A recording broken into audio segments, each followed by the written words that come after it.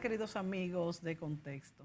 Amigos, en mis programas desde hace unos años, un tema que ha sido recurrente es si las sociedades y su composición han evolucionado conforme a los avances que el mundo en general ha logrado. Es obvio que hemos avanzado y mucho. En la antigüedad, la Edad Media, en muchos tiempos anteriores, sucedieron capítulos y situaciones muy frecuentes de barbarie total en muchos aspectos. Pero nuestra interrogante es hasta qué punto las sociedades avanzan conforme a los avances del pensamiento, la tecnología y las ciencias. El cambio social ha estado muy ligado a la estructura de cómo se organiza un grupo territorial al que llamamos nación, entendiendo como una nación un grupo social o población que comparte origen étnico e histórico y se une a través de pautas culturales y económicas como un sistema productivo, la lengua, la religión, tradiciones y costumbres. La estructura de un Estado debe permanecer más allá de las políticas de un determinado gobierno de turno. Existen formas distintas en las que se estructuran los estados y sobre esas estructuras hay formas de administración y gobiernos. El gobierno es la forma de administrar el Estado. Para entender mejor cómo los tipos de estados y formas de gobierno se han sucedido en la historia y su relación con cambios de mentalidades, quisimos traer a este programa describiendo en qué consisten estos tipos de gobierno que se han sucedido en la historia, por ejemplo, repúblicas, reinos, principados, ciudades-estado, democracias, autoritarismo, comunismo, entre otros. Bueno, este es un tema muy interesante y por eso vamos a iniciar explicando en qué consiste y cómo se han sucedido. Para esto me acompaña Miguel Don Gil, quien me propuso hacer este tema y que ya lo he tratado otras veces, pero antes lo había hecho con la idea de entender mejor cómo se reflejaba la evolución del pensamiento en las formas de gobierno a través de la historia. Pero hoy nos concentraremos en conocer esos tipos de estados y las distintas formas de gobierno. Miguel, bienvenido. Un placer, como siempre. Ya las personas se están, ¿verdad?, acostumbrando a ver a Miguel Don Gil en este programa con estos temas muy interesantes. Y me gustaría que te parece si empezamos describiendo el origen de los sistemas de gobierno. Sí, yo creo que es interesante ver dónde está el origen de todo para entender cómo se van a formar los diferentes sistemas de gobierno. Tenemos que tener en cuenta que todo surge de forma, como siempre, natural. Es decir, el ser humano, estamos hablando del origen de la especie humana, ¿no?, en la prehistoria, se reúnen en grupos que pueden ser estables en un territorio o son grupos que van de un sitio a otro. Y pues siempre cuando hay un grupo tiene que haber una cierta organización, porque si no todo el mundo se estaría pegando con el vecino, vamos a decirlo coloquialmente. Puede haber disputas, puede haber conflictos, se tiene que establecer una serie de normas y tiene que haber una autoridad. Y la autoridad o una persona que mande no es que sea algo impuesto, es que surge de forma natural. Porque siempre va a haber alguien que por ser el más anciano o el que tiene más conocimientos o el que es más fuerte y impone esa autoridad, sea por lo que sea, al final pues surge esa autoridad que es la que pone un poco, pues vamos a decir, las normas de cómo se debe vivir en un sitio. Y este es el origen. Esto irá evolucionando y de estos, vamos a decir, caudillos, jefes, etcétera, ¿no?, pues van a surgir pues los primitivos estados y los primitivos gobiernos que, como digo, en principio serían como cabecillas, caudillos, etcétera, un poco similar a la figura, por decirlo de alguna manera, de los reyes absolutos, que luego hablaremos de ello dentro de las monarquías absolutas, propias de la Edad Media, por ejemplo, o la Edad Moderna. Que son naturales en todos los grupos. Aquí eran los caciques, los reyes, el que sea. Que no es algo impuesto, como tú muy bien has dicho. Hombre, lógicamente, quien tiene el poder impone. Puede imponer. No, lo hace, de hecho. Bien, pero digo puede porque no tiene por qué hacerlo. Exacto. Pero sí que se da. Eso lo vemos vamos a decir, en sociedades de tipo tribal o, por ejemplo, en África siguen existiendo. Claro. Si se elige, por ejemplo, como jefe de la tribu, vamos a decirlo así, el que es el guerrero más fuerte, el que tiene más poder, el que tiene más seguidores, lógicamente, pues ese puede imponer su autoridad y su poder, fruto de su fuerza o de su legitimidad, a los otros. Es que de hecho para eso se elige, porque es que si no volveríamos a lo que tú dices, se volvería un desorden. A ver, sí que son casos extraños, pero sí que hay casos en la historia de la humanidad en que ha habido proyectos o intentos que se han desarrollado de, vamos a decir, de comunidades que se han, vamos a decir, administrado sin ningún tipo de autoridad. O sea, serían como sociedades anárquicas. Pero llegan a buen fin. Llegan a buen fin, ¿te refieres que si funcionan? Que si funcionan en el tiempo. Funcionan. Vamos a ver, hay un caso muy reciente. Mira, ya nos estamos saltando el orden. Sí. Esto me encanta y luego no sé dónde acabaremos. Un día vamos a acabar hablando de los extraterrestres, tú y yo. Así es. Tenemos un caso muy interesante que lo traía como curiosidad yo para el final, y es en Dinamarca, en la capital, Copenhague, surgió como un movimiento comunal, hippie si queremos. En el año 1971 se estableció que en un barrio de la capital, que se le dio el nombre de Cristiania, ahí se conglomeraron una serie de jóvenes, etcétera, que querían vivir en comunidad y se dieron como una especie de forma de autogobierno. Ellos se declararon inclusive como que eran un estado aparte. Y lo cierto es, que esto hay que reconocerlo, que el Estado les dio como una especie de sistema de autogobierno, como si fuese una especie de gobierno autónomo, donde funcionaban internamente poniendo sus normas. Y desde el 71 hasta la actualidad, ahí están. No tienen ningún tipo de autoridad, ni presidente, ni... Simplemente se trata de que cada cual vive su vida e intenta no meterse en la vida del otro. Esa es la única norma. Y ahí están, y bueno, desde el 71 hasta la actualidad siguen. Pero no están regidos por los preceptos del gobierno general. Seguro que sí. Y fíjate que también para esto se necesita haber pertenecido anteriormente a una comunidad con todos estos estamentos para poder llevar un orden, porque es que el orden no puede saltarse. Bueno, todo es relativo. Si nos ponemos vamos a decir, desde un punto de vista intelectual a pensar, es decir, ¿es complejo que una comunidad funcione viva sin pelearse y de forma natural? Es complejo. Es complejo. Pero se puede dar. Se puede dar, claro, pero yo creo que mientras más avanzamos en lo que es entender el funcionamiento de una comunidad, es más fácil que funcione. En la antigüedad lo veo difícil y vamos a volver ahora al inicio. Okay. Pero ya que tú tocas esto, está muy de moda, Miguel, hablar de la autodeterminación de los pueblos, y sí que es importante, porque volvemos al concepto de nación, que es aquello que tiene un origen, unas costumbres, una historia en común. Pero esto de que cualquier pequeña comunidad se autodetermine independiente es un poco peligroso. Claro que y vuelvo al inicio tuyo, de que todo se hace de forma natural. Y es como tú decías en los programas, uno dice vamos a hablar de esto y acabamos hablando de otra cosa, pero es que la vida misma es así, la vida va sucediendo, claro.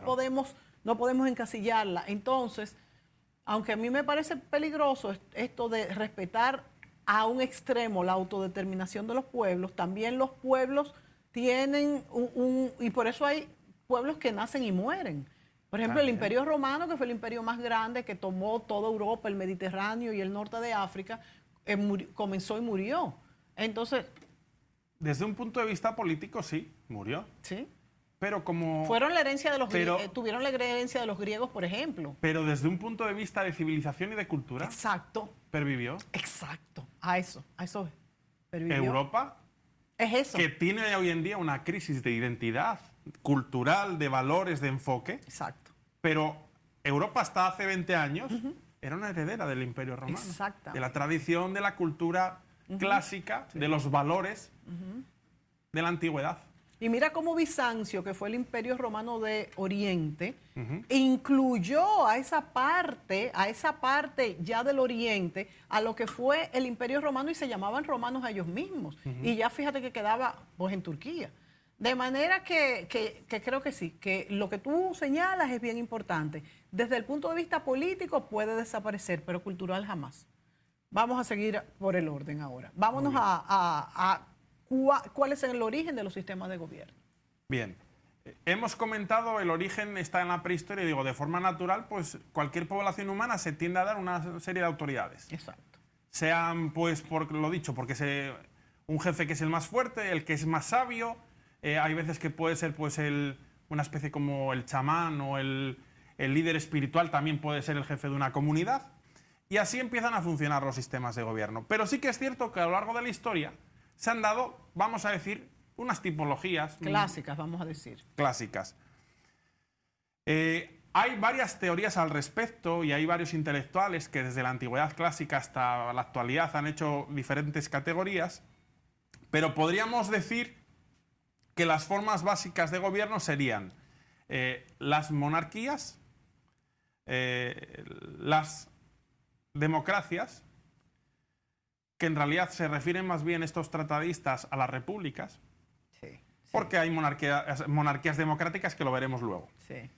Y la aristocracia, monarquía, democracia, aristocracia. Monarquía sería el gobierno de uno, en concepto, luego vamos a especificar. Sí. La aristocracia sería el gobierno de unos pocos sobre los demás y la democracia sería el gobierno de todos, lógicamente eligiendo representantes, ¿no? Claro. Esas serían las tres principales formas de gobierno. Luego hay una cosa que hay que tratar antes de entender los diferentes sistemas de gobierno, que es los tipos de poder que hay y cómo se dividen y cómo se, vamos a decir, se van a ejecutar y entrelazar.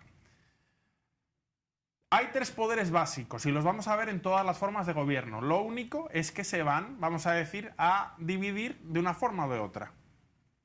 Tenemos el poder ejecutivo, que es lo que entendemos por poder de forma más coloquial, ¿no? El poder de mando, el poder decisivo. El presidente, eso. En este caso. El poder legislativo, que es el encargado de establecer las leyes por las que se rige una comunidad, una región, un país. Y luego el poder judicial, que es el poder para hacer que se cumplan las leyes.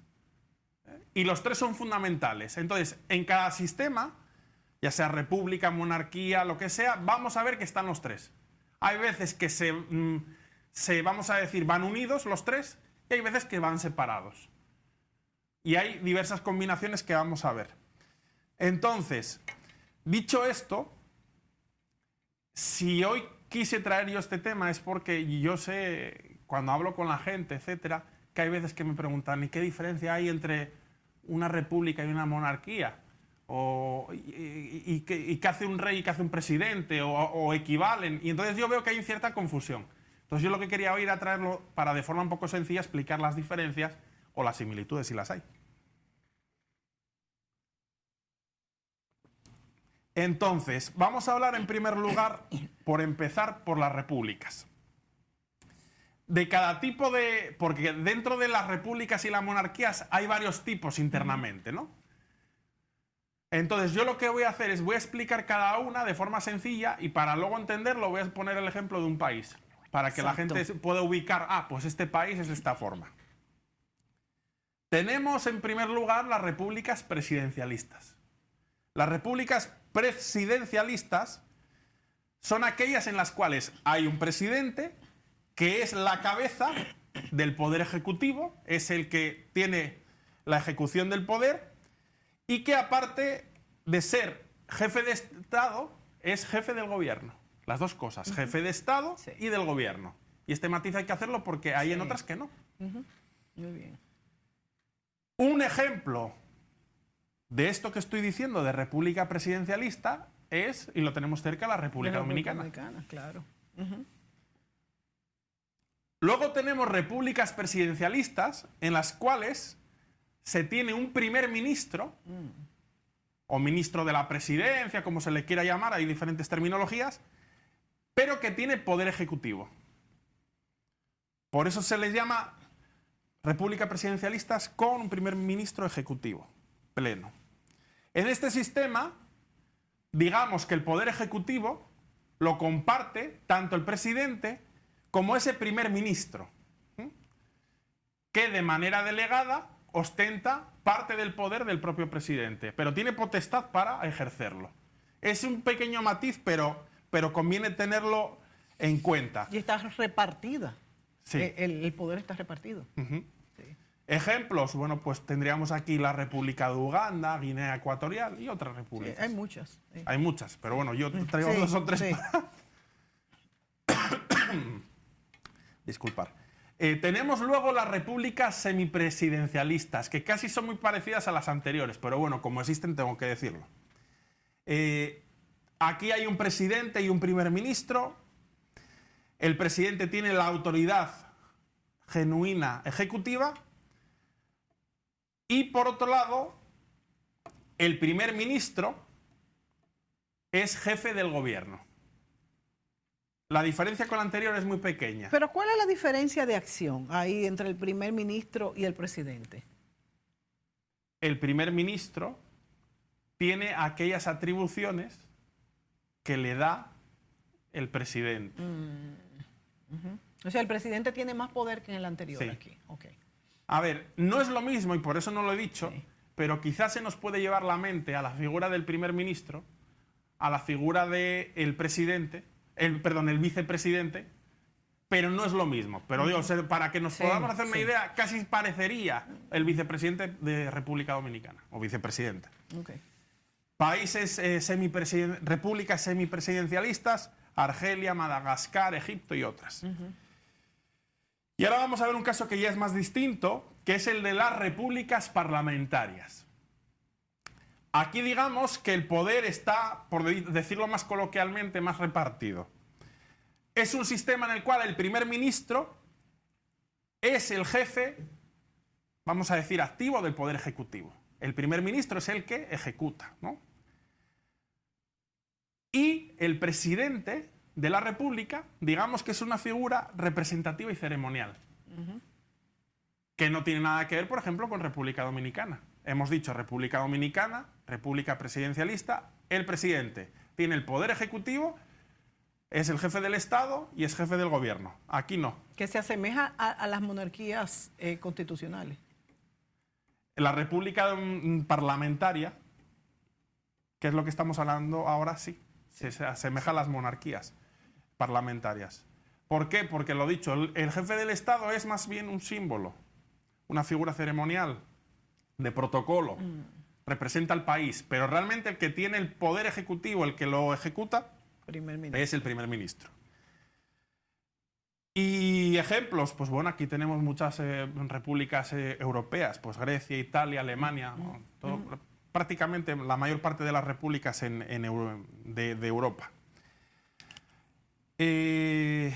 Luego habría, entre otros tipos, las repúblicas unipartidistas. Esto suena un poco así raro, pero ¿qué son esto de las repúblicas unipartidistas? Bueno, que solo hay un único partido, ¿no? Que tiene todo el poder y lleva el gobierno. Ejemplos, muy sencillo. Cuba, China, Corea del Norte. ¿Son dictaduras? No, bueno. Lo que sí se sabe es que hay represión. Pero desde un punto de vista del sistema de gobierno serían repúblicas unipartidistas. Pero lógicamente, si solo hay un único partido, ese partido va a hacer lo que considera oportuno, por tanto no hay libertades. Hay represión de comunicación. Claro. Habría algún tipo más, pero es lo fundamental en las repúblicas. Y luego nos vamos a las monarquías. Las monarquías son sistemas de gobierno en que la jefatura del Estado, el jefe del Estado, es personal, vitalicia y designada según un orden hereditario, en la mayoría de los casos. Es decir, se hereda.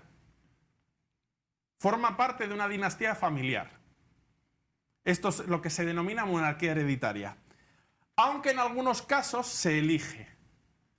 Hay monarquías electivas. Lo que pasa es que hoy en día es más bien raro, ¿no? ¿Dónde tenemos monarquías electivas? A ver, monarquías electivas, por ejemplo, serían, en el caso de África, hay muchas, hay repúblicas, por ejemplo en África, donde se conservan monarquías tradicionales.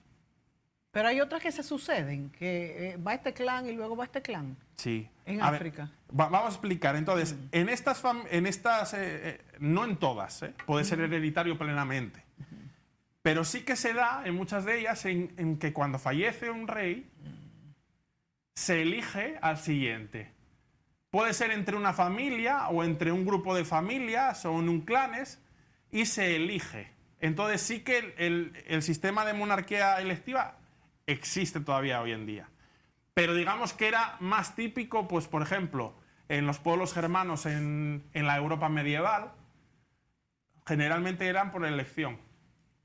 O había un rey y luego lo deponían, uno que era un adversario era más fuerte lo mataba y se ponía en el poder, etcétera, etcétera.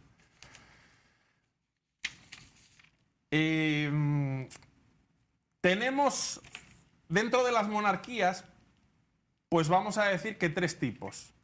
La monarquía, que erróneamente nos lleva a todos a la cabeza, que es la monarquía absoluta, es aquella en que el rey ostenta todos los poderes de forma ilimitada y personal. Esta es la monarquía... La primera monarquía. De la época medieval sí. o de la Edad Moderna. Vámonos a la pausa, Miguel, y volvemos explicando lo de las monarquías. Volvemos de inmediato.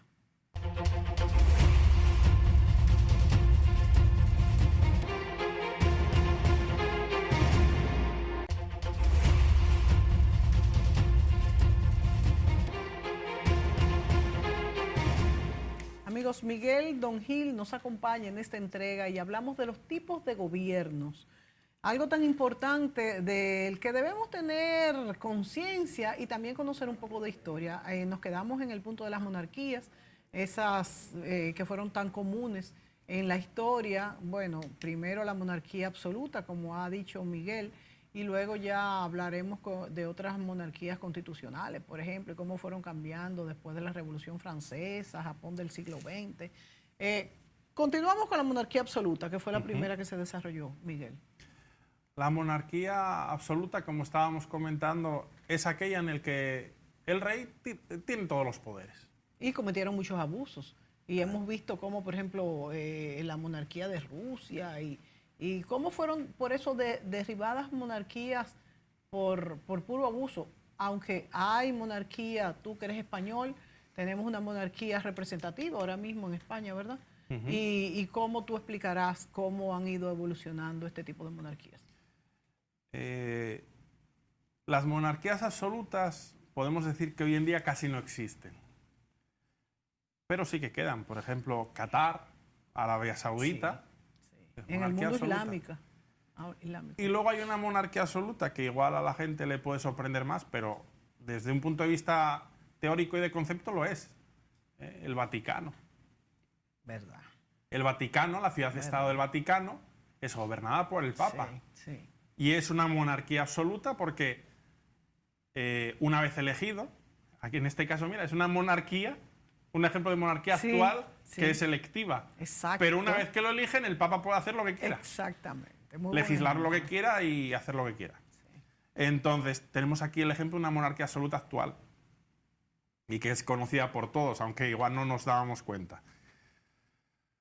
Monarquías absolutas hubo mucho más en el pasado, en la Edad Media y todavía en la Edad Moderna. Si bien es cierto que las monarquías van a sufrir un proceso de transformación, de adaptación a los tiempos, y aquellas que van a sobrevivir de forma general van a ser aquellas que vayan dando más participación al pueblo, que vayan adaptándose a las nuevas realidades, que den a sus ciudadanos constituciones, que respeten unos derechos. Y esto va a dar pues, formas a otro tipo de monarquías que son realmente de las que hoy existen la mayoría, que son las monarquías constitucionales y las monarquías parlamentarias. Sí.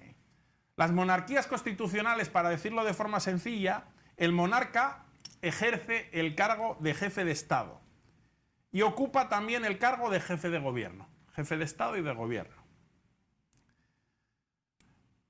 Ejemplo, por ejemplo, el Principado de Mónaco, que luego podemos hablar un poquito más de él porque es una historia curiosa. Y monarquías parlamentarias, el monarca es el jefe del Estado, pero es una figura ceremonial y simbólica. como las repúblicas parlamentarias que hablamos antes. Porque realmente el que detenta el poder ejecutivo es el presidente del gobierno o primer ministro, para entenderlo un poco.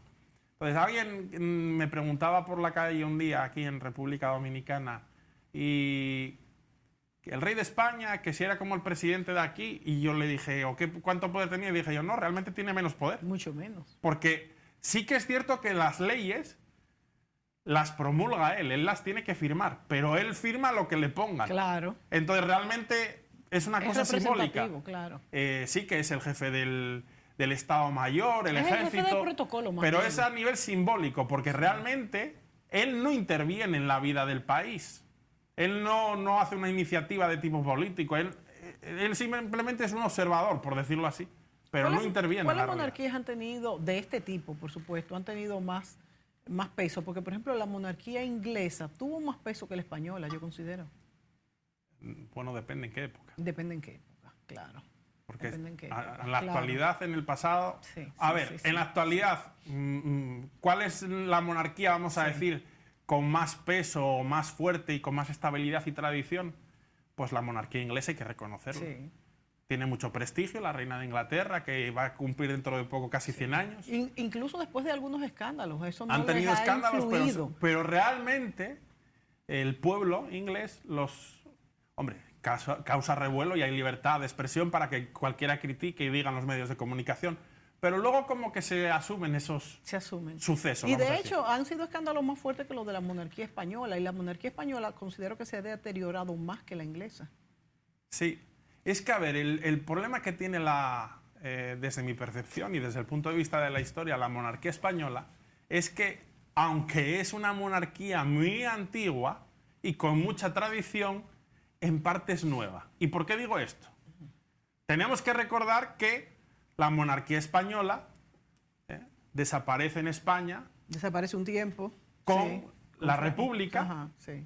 Y no solo con la República. Luego con Franco. Luego, cuando llega Franco al poder, él va a ser el jefe del gobierno y no va a haber rey. Él prepara al rey, pero no lo prepara, no fue inclusive él establece que en el año 1940, por ahí, él establece que España es un reino, pero él se establece como regente y él prepara luego una sucesión, que es en el 75 con Juan Carlos. Es verdad, y puede ser que esa fractura influya en que la monarquía no es tan fuerte.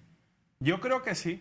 Sí, es cierto. Porque realmente, aunque históricamente hay una gran tradición monárquica en España, pero desde un punto de vista de la historia reciente, de los últimos 100 años, realmente la monarquía es, si queremos decirlo, nueva. Sí, sí. O sea, la monarquía lleva del 75 hasta ahora. Estuvo, además que fue con un parón de 40 y pico, 50 años. Y en una época muy importante para la historia española, que no fue para cualquier época. Y otra cosa también que podemos sacar en conclusión, Miguel, es que, volviendo un poquito atrás, de que las monarquías absolutas se han mantenido en países islámicos, fíjate, quizás por su misma religión, porque la religión los cuarta mucho y se refleja en lo que, primero, en su forma de gobierno, muchos tienen la Sharia como constitución, y por otra parte, la mentalidad que modela lo que es la religión permite este gobierno por monarcas absolutos. Hay países donde hay monarquías de tipo absoluto, ahora y más en el pasado, en las cuales el poder espiritual y civil, mira, eso te lo agradezco, el poder espiritual y el temporal van unidos. ¿A esto cómo se le denomina? Teocracia. Como el gobierno de Dios, ¿no? De lo espiritual. Ejemplo de teocracia en la actualidad, volvemos, el Vaticano. Y, por ejemplo, antes, lo que pasa es que ahora mismo el Tíbet era una teocracia. Sí. Lo que pasa que con la intervención, la Revolución Popular China, el Tíbet, que era un estado independiente, ha pasado a China, pero que está en pugna constante. Es una especie como de región autónoma, con una cierta, como le reconocen como unas ciertas particularidades, pero bueno, realmente es parte de China. Reconocen esas ciertas particularidades por todos los problemas que ha habido y las luchas, pero ahí sí, este derecho de autodeterminación yo creo que tendría lugar, porque es que realmente tienen unas características distintas a la población china en general. Hay un gobierno del Tíbet en el exilio, sí, el Dalai Lama. El Dalai Lama. Que sería como la figura del Papa. Sí. Es el líder espiritual, pero también era el líder temporal, el que tenía el gobierno, y era una monarquía absoluta. Sí. Es el mismo. Y es sería el mismo igual. caso, es verdad. Sí, muy y también sería una monarquía electiva. El caso del Tíbet es sumamente interesante y actual, porque actualmente hay mucho conflicto entre China y esa porción del Tíbet. El caso es que el Tíbet tiene un gobierno que, bueno, es más bien simbólico que otra cosa, pero en el exilio. El Dalai Lama tiene su gobierno, todo su funcionamiento, y él está establecido en la India. Que nada tiene que ver con Venezuela y el presidente que está afuera, por hacer una broma. No tiene nada que ver. Que por cierto, es un caso muy particular. Que ha perdido todo el poder y hasta significado, yo diría, en Venezuela. Bueno, ubiquémonos de nuevo donde estábamos. Vamos a acabar un día hablando de extraterrestres, ya verás.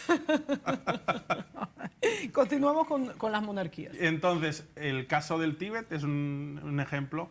Lo que pasa es que, lo dicho, tiene un gobierno en el exilio, sí, pero realmente, o sea, aquello está gobernado por China, ¿no? Aunque sí que hay un sector del pueblo tibetano que considera que su líder es el Dalai Lama, etcétera. Lo que tendríamos que tener de tarea en cuanto a los pobladores del Tíbet es hasta qué punto ellos tienen comunión con el líder chino, que yo no sé hasta qué punto, porque ellos... Hay muchos que se deben a esta devoción y forma de vida de los tibetanos en común y del Dalai Lama. O sea, no sé, de tarea. A ver, hasta donde yo sé, el pueblo tibetano tiene aprecio por la figura del Dalai Lama. Sí. A ver, desde un punto de vista práctico, pues la autoridad es china sí, y se someten a ella, más o menos. Pero sí que es cierto que hay un deseo de tener más identidad o tener más vamos a decir, autonomía. Pero independencia. El derecho de autodeterminación, en realidad, está reconocido, es decir, por la ONU, etcétera. Es decir, un grupo, una población que sienta que tiene una identidad propia, unos valores distintos, etcétera, se puede proclamar autoindependiente. Otra cosa es que te reconozcan, porque ahí está la clave. Tú y yo nos podemos juntar y con nuestra familia decimos, vamos a hacer la república de sí, contexto. Exacto. Pero nos van a reconocer. Puedes tener símbolos, puedes tener un montón de cosas, pero necesitas que haya al menos otro país o varios que te reconozcan como entidad soberana.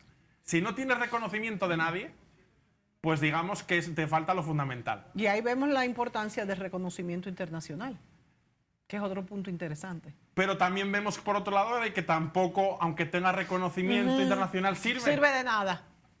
Y volvemos al caso de Venezuela. Es una mezcla de cosas. Tiene que ser un consenso amplio.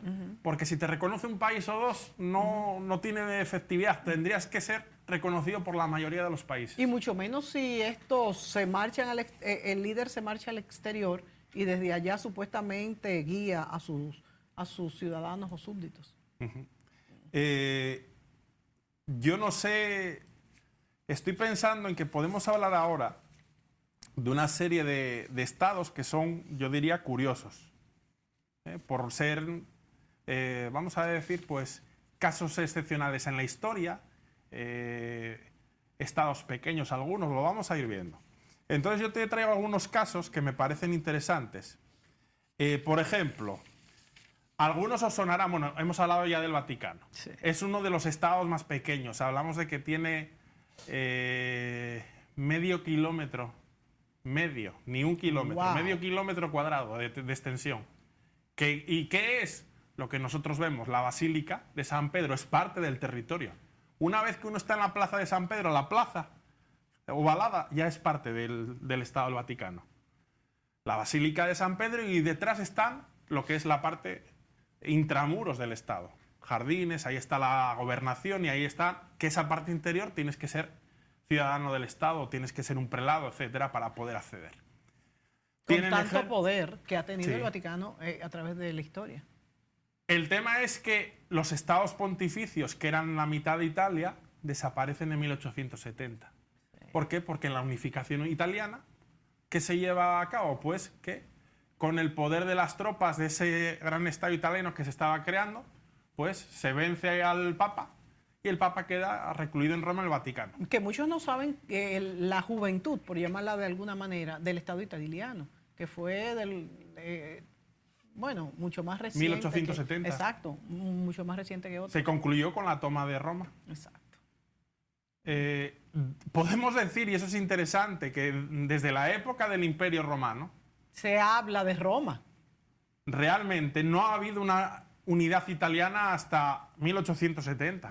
Como país, como Estado. Porque Italia estaba compuesta por un montón de estados muy curiosos, porque había desde ciudades-estado, repúblicas, reinos, principados, ducados, un montón de tipologías. Era, digamos, la bota italiana a nivel geográfico estaba compuesta de muchos estados.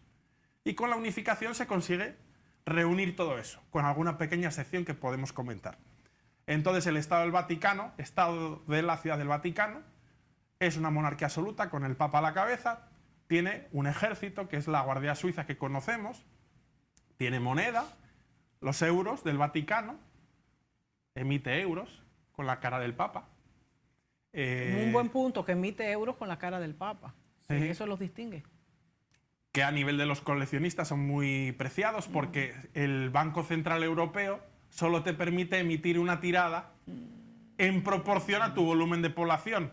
Entonces, un estado que tiene aproximadamente 1000 habitantes, pues las tiradas son tan pequeñas. Pero entonces ellos pagan con esa moneda.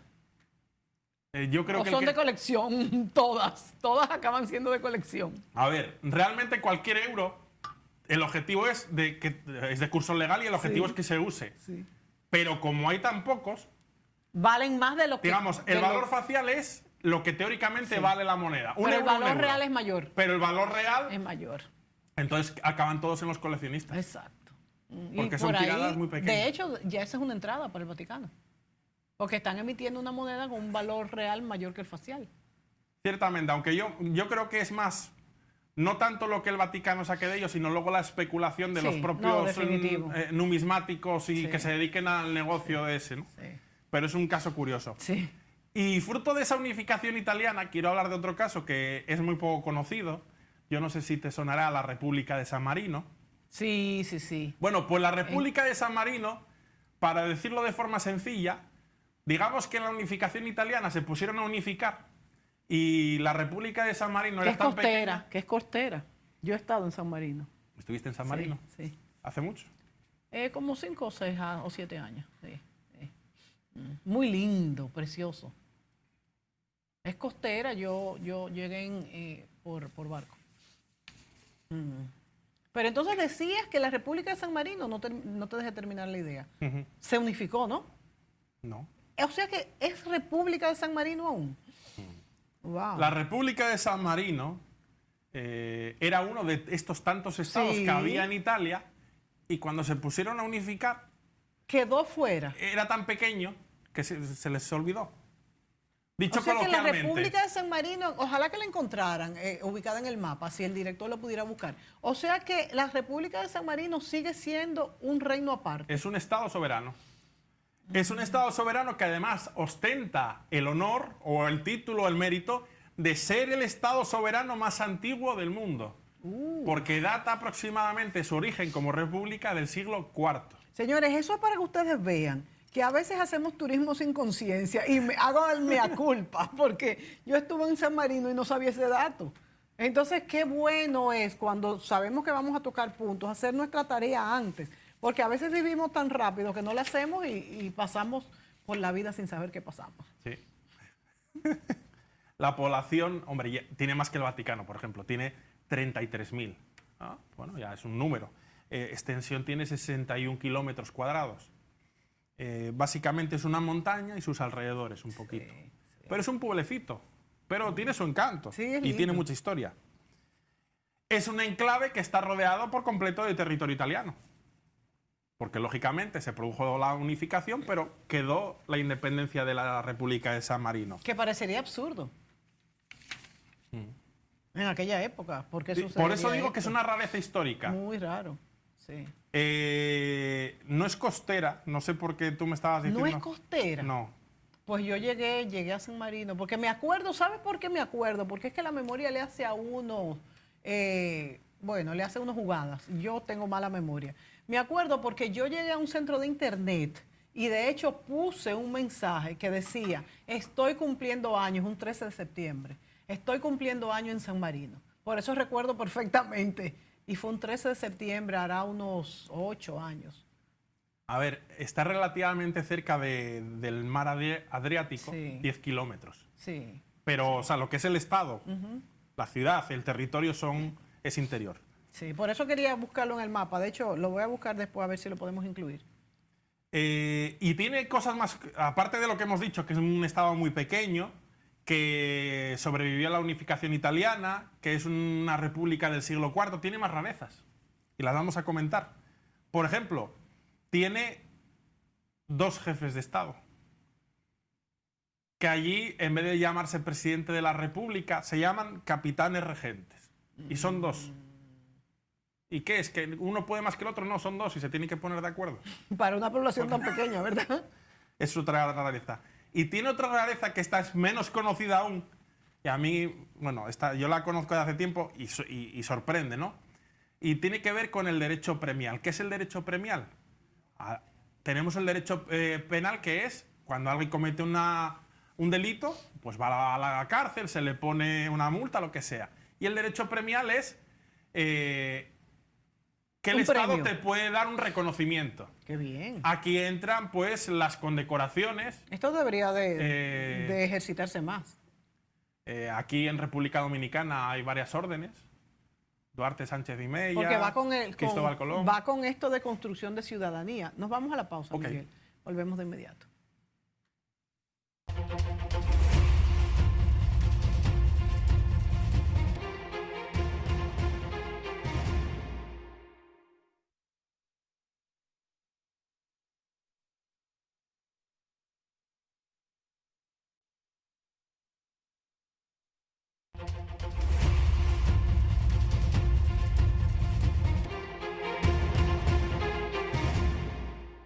Amigos, continuamos con Miguel Don Gil y la verdad es que entre esas historias del pasado y traerlos al presente es sumamente interesante y nos damos cuenta de estas curiosidades históricas que nos llevan hasta no solamente a investigar, ahora que vivimos en el mundo virtual del Internet que tiene tantas ventajas, ¿verdad? Pero también para hacer turismo, de manera que hay que, como decía, hacer su tarea. Miguel, ¿qué otras curiosidades nos tienes? Bueno, pues otra curiosidad, estábamos hablando del tema del derecho premial, que todos los estados lo tienen, sean monarquías o repúblicas, pues son órdenes al mérito, etcétera.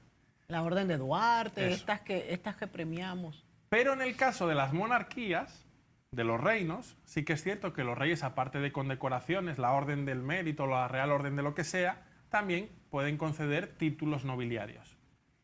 Que en la Edad Media, o en épocas pasadas, un título nobiliario era un gran honor en el sentido de que no era un nombramiento simbólico, sino que tú tenías un territorio, podías recabar impuestos y tenías eras una autoridad civil. Hoy en día un título nobiliario es solo Una distinción. una distinción. Pero Duque de lo que Pero sea. los títulos nobiliarios, Miguel, se han desacreditado mucho en la historia porque se compran y entonces ya pierden ahí su valor Bueno, simbólico y ético. Dicho así, ¿cómo que se compra? No, la norma general es que no se compra, La norma general es que no se obtiene compra. por mérito. Sigue siendo por mérito. Un título nobiliario sigue siendo por mérito siempre. Sí, esa es la norma general. Luego, si hay alguna excepción que tengamos que analizar, hombre, es cierto que en algún momento ha habido épocas en diversas monarquías que igual en un momento de necesidad de que las arcas del Estado van mal, si una persona te hace una gran donación que ayuda al Estado al sostenimiento de una guerra, Bueno, ya lo que eso sea, sería un mérito, de hecho. bueno, pero sí, ahí sí que podemos decir, se compró, bueno, se dio dinero como donativo, lo que queramos. Pero realmente, en principio, lo que se premia es el mérito. Bueno, pero qué bueno que traemos este tema porque he escuchado este punto de que están desacreditados por eso y entonces no es cierto. No. Entonces es muy bueno esto, traerlo a la mesa. Entonces, pero como digo, los títulos nobiliarios solo lo conceden los reyes. Sí, pero no. Porque la República de San Marino es la única república que concede títulos nobiliarios. Es una cosa rarísima, pero es así. Sí. Una república que otorga títulos de nobleza, que es una cosa de la monarquía. O sea, es como una cosa totalmente contraria a lo que es el concepto de la república. Pues sí, otorga títulos de nobleza. Bueno, si lo miramos desde el punto de vista que lo dices, de reconocimiento y de incentivar a la población a cierta cohesión social, lo veo bien. Pues es un caso curioso. Lo es. Otro dato curioso es que, bueno, como forma parte de la Unión Europea, tienen también su euro, con su efigie particular. También, lógicamente, es un estado muy pequeño y la tirada es muy pequeña. Entonces, para los coleccionistas, amantes de la numismática, también puede ser una buena adquisición o inversión los euros de San Marino porque son tiradas muy pequeñas. Pero entonces tiene su euro específico. Sí, porque es un estado parte de la Unión Europea. Y entonces tiene su tirada pequeñita, pero es un... Todos los euros tienen una... la parte, vamos a decirlo coloquialmente, del número, que es igualita para todos, pero en la otra parte, cada país pone su símbolo. Sí. Donde hay reyes, pues ponen la cara del rey, en el caso del Vaticano ponen la cara del Papa, y en las repúblicas pues eligen símbolos. Sí. Pues en el caso de San Marino, pues elige su símbolo y ahí lo pone. Exacto. Y entonces son tiradas muy pequeñas y son muy valiosos en el mercado de coleccionistas. Entonces hemos visto cómo en Italia tenemos el caso curioso de tener al Vaticano y tener a San Marino. Habría que añadir un caso que, bueno, podemos decir que por ubicarlo en algún sitio estaría en Italia, pero esto sí que es el caso más particular de todos, que es un Estado soberano reconocido por la ONU que no tiene territorio. Y la gente dirá, Miguel se volvió loco. No, pues no, de momento no. Me estoy refiriendo a la soberana Orden de Malta. Sí. Y lo de soberana no es que lo ponga porque quede bonito, es que es soberana.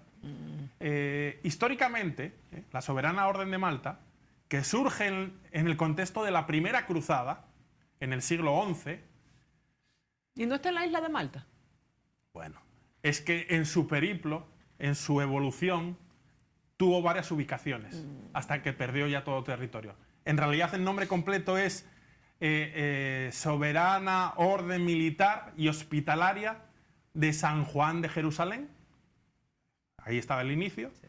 Rodas y Malta. Sí. De San Juan de Jerusalén, cuando se pierden los santos lugares, pasa a Rodas. Y cuando por la invasión de los turcos se quedan sin territorio, Malta, que era de la corona española, se les cede. Entonces, de ahí viene que tenga esos nombres. Pero luego se quedó sin territorio cuando se produjo la invasión napoleónica, que les deja sin territorio. Entonces, la ONU le da reconocimiento de Estado por toda su gran labor que ha tenido a lo largo de la historia y aún no teniendo territorio, se lo ha mantenido, porque hace ayuda asistencial, caritativa, y manda médicos a África, tiene un montón de actividades. Entonces, es un Estado sin territorio que lo único que quizás podemos decir que tenga como territorio sean los propios edificios de la Orden. El Palacio de la Via Condotta en Italia, que es la sede del príncipe, gran maestre de la Orden, y luego, bueno, las embajadas. Es verdad. Porque los territorios de las embajadas son territorios. Son territorios del país. Sí. Por eso digo que eso sería lo único que podría considerarse como territorio. Es el país con menos pasaportes del mundo, ni el Vaticano, que tiene más. Solo tiene 3 pasaportes y 3 habitantes de pleno derecho, que son el gran maestre y 2 de sus... Ay, Dios mío. 3, nada más, 3 habitantes, se acabó. El Vaticano tiene 1000. Muy curioso. Esta sí que... Soberana Orden de Malta...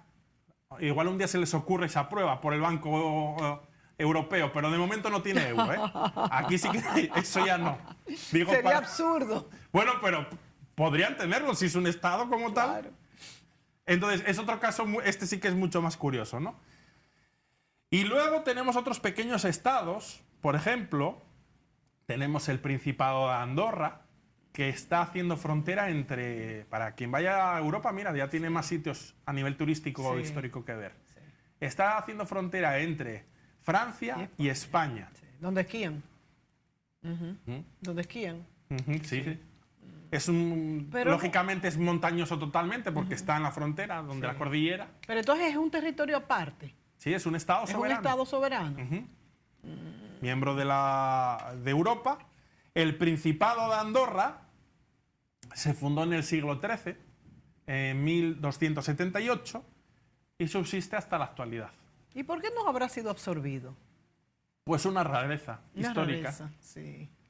Como estas otras que hemos hablado, pero en este caso en la frontera entre Francia y España. Sí. También hay que decir que, podemos decirlo coloquialmente, que es una especie como de estado dependiente de España y de Francia. Eso te iba a preguntar, que su fortaleza económica, ¿de dónde vendrá? ¿Si de España o de Francia? Yo creo que más de España. Allí, mira, para empezar, en Andorra se hablan 3 idiomas. Sí. Español, francés y catalán.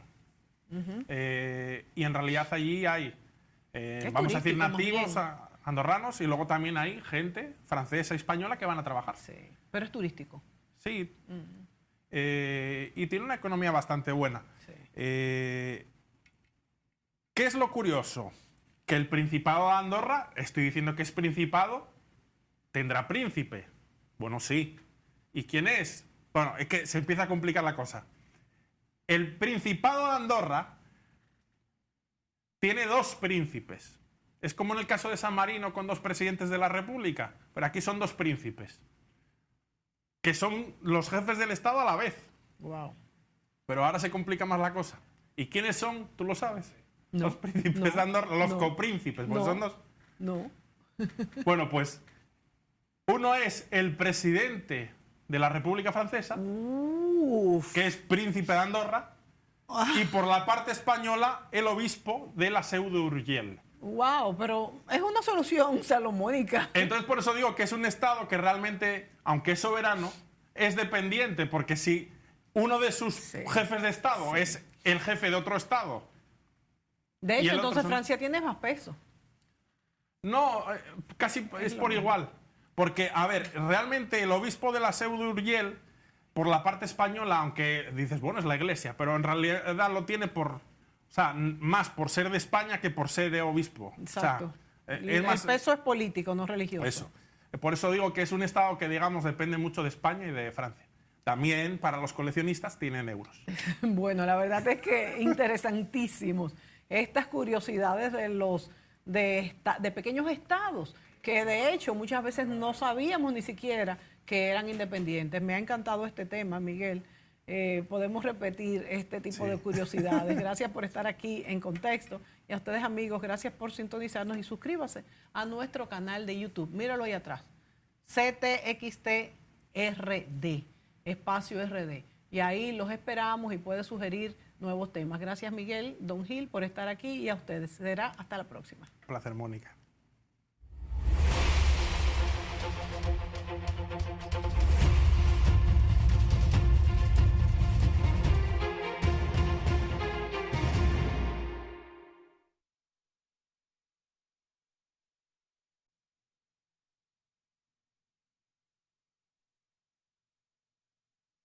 Hola amigos, les saludo de nuevo como miembro de la directiva de la Asociación de Escritores y Periodistas Dominicanos, la ACEPEP, y colaboradora de la Academia Humanista. Soy Mónica Gutiérrez Fiallo, comunicadora y arquitecta, y les quiero informar sobre el próximo curso online que ofrece la Academia Humanista con la modalidad virtual, de manera que lo puede tomar desde cualquier lugar donde se encuentre si tiene un receptor con internet. Puede ser tableta, celular, computadora.